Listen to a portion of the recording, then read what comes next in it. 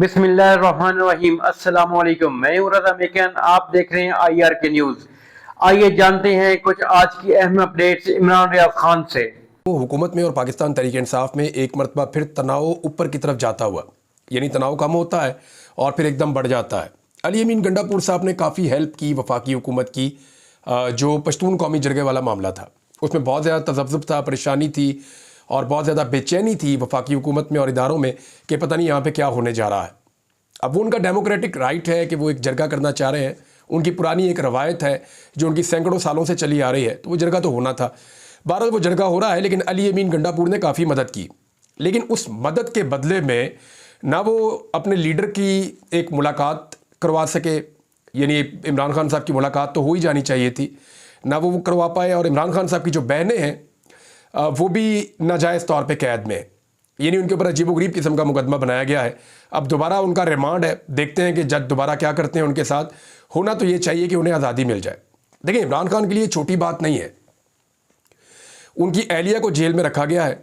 जब भी वो मीडिया से बात करते हैं, मीडिया के नुमाइंदगान से या अपनी पार्टी के लोगों से, या कोई भी स्टेटमेंट आता है, तो इमरान खान अपने हर स्टेटमेंट में अपनी वाइफ का जिक्र ज़रूर करते हैं। वो ये कहते हैं कि मेरी बीवी जो है गैर सियासी है, सिर्फ मेरे साथ उसका एक ताल्लुक, उसकी वजह से उसको जेल में बंद किया हुआ है। और वो ये भी बताते हैं कि उसके लिए रिस्पॉन्सिबल कौन है। और इस एक बात के ऊपर इमरान खान साहब को गुस्सा भी बहुत है। दूसरी जानिब अब उनकी बहनें जो बचपन से उनके साथ हैं, उनकी बहनें, उनका सियासत से ताल्लुक भी कोई नहीं है, वो सिर्फ अपने भाई की, यानी जब इमरान खान साहब हुकूमत में थे तो उनकी बहनें कहीं दिखाई भी नहीं देती थी। लेकिन अब जब वो बुरे हालात में हैं तो उनकी बहनें निकली और अपने भाई की मदद के लिए आई, ख़ास तौर पे जब वो जेल में चले गए। तो अब वो जो उनकी बहनें हैं उनको गिरफ्तार किया जाना ये बहुत बड़ी ज़्यादती है, जुल्म है। कोई आम भाई भी जो है वो ये बर्दाश्त नहीं करेगा, और इमरान खान जैसा आदमी उसके लिए ये रेड लाइन है जिसको क्रॉस किया गया है। तो इसका इमरान खान साहब क्या रद्द-ए-अमल देते हैं ये भी आप आने वाले दिनों में देखेंगे।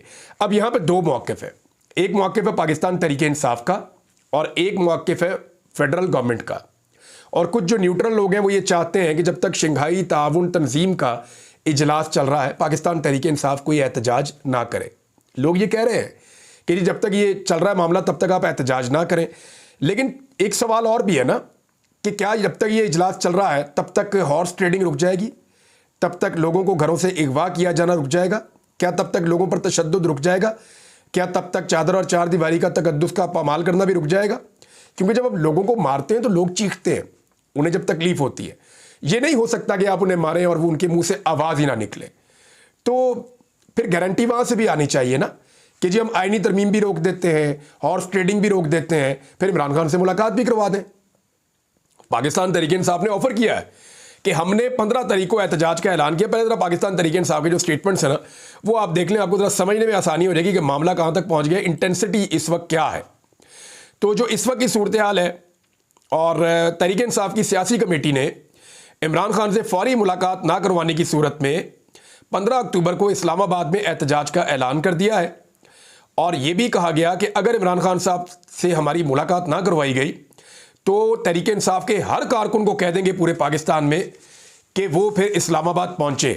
अब ये बड़ी अजीब सूरत हाल हो जाएगी। आज मैं ये मैसेज आप सबके लिए, सब लोगों के लिए जो पीटीआई के अंदर पीटीआई के हैं, पीटीआई के अलावा हैं, जो पाकिस्तान के मुहिब्बे वतन लोग हैं, उन सब के लिए एक मैं मैसेज दे रही हूँ कि कल हमने एक पिटिशन डाली थी इमरान खान को मिलने के लिए।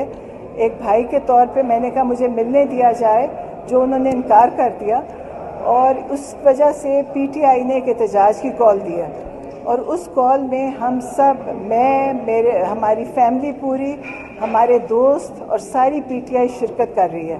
तो आप सब से दरख्वास्त है कि ये मौका है, 15 तारीख को आप सब शरीक होके अपना इमरान खान के लिए फ़ैसला करवाएं, क्योंकि अगर आप सब निकलेंगे तो उनके हक़ में फ़ैसला होगा, वरना ये लोग उनको इसी तरह ही बंद करके रखेंगे। और इमरान खान के साथ जो कैदी 2-2.5-3 हज़ार कैदी पकड़े उस दिन, और मेरी बहनें, उन सब को छोड़ा जाए, क्योंकि वो कुछ भी नहीं कर रहे थे, वो सिर्फ निकले थे बाहर। उन्होंने कोई क्योंकि पीढ़ी हमारा पुरअमन एहतजाज है, उस दिन भी पुरअमन था। आप इस एहतजाज को में सब शामिल होके पाकिस्तान के लिए आप शामिल हो इसमें। चौधरी एजाज साहब हैं, ये चौधरी इम्तियाज़ साहब के भाई हैं। इनके घर के अंदर मुलाजमीन को जिस नौयत का टॉर्चर किया गया, 3 डबल केबिन डालों में लोग आए, घर के अंदर घुसे, तोड़फोड़ की और मुलाजमीन पर बदतरीन तशद्दुद किया।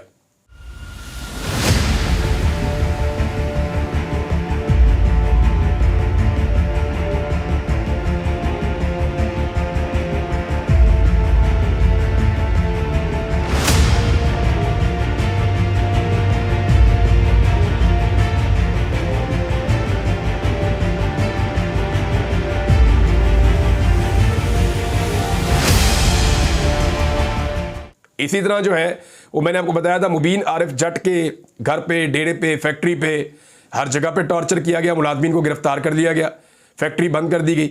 जो फैक्ट्री कल सील की गई थी आज उसको मस्मार किया जा रहा है। आप अंदाजा कीजिए कि पाकिस्तान में एक आईनी तरमीम के वोट के लिए किस कदर जुल्म और बर्बरियत की जा रही है। मेरे ख्याल में पाकिस्तान तहरीक इंसाफ को यह अनाउंस करना चाहिए कि जिस जिसके साथ जो जो जुल्म हो रहा है, ये जुल्म करने वालों से वसूला जाएगा ये सारा पैसा, और ये सब कुछ रिकवर करके उनको दिया जाएगा, और जो लोग इस जुल्म के अंदर शामिल हैं उनसे ये पैसा रिकवर किया जाएगा, उनकी जायदादों को जब्त किया जाएगा, क्योंकि ये बिल्कुल कानून का गलत इस्तेमाल कर रहे हैं, जुल्म और ज्यादती कर रहे हैं, लोगों का कारोबार और उनके घर तक तबाह कर रहे हैं। तो जनाब ये एजाज चौधरी साहब के घर पे ये सारी एपिसोड हुई है जो मैंने आपको बताई।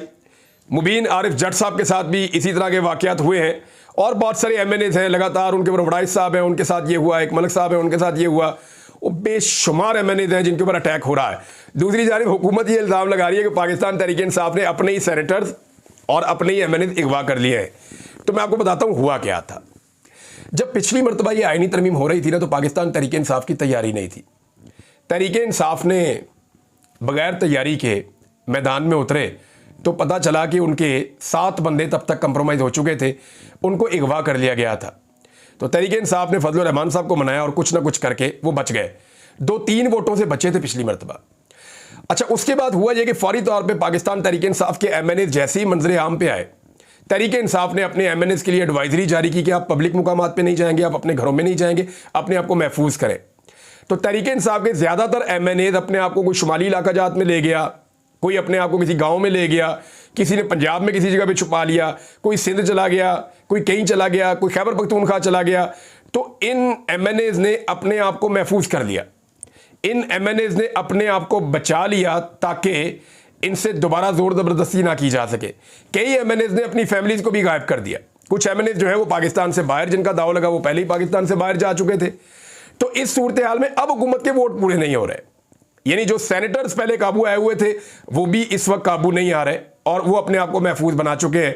तो हुकूमत अब पाकिस्तान तहरीक इंसाफ पे इल्ज़ाम लगा रही है कि इन्होंने अपने, जनाब आपका क्या ताल्लुक है उससे, यानी MNA किसका, तहरीक इंसाफ का।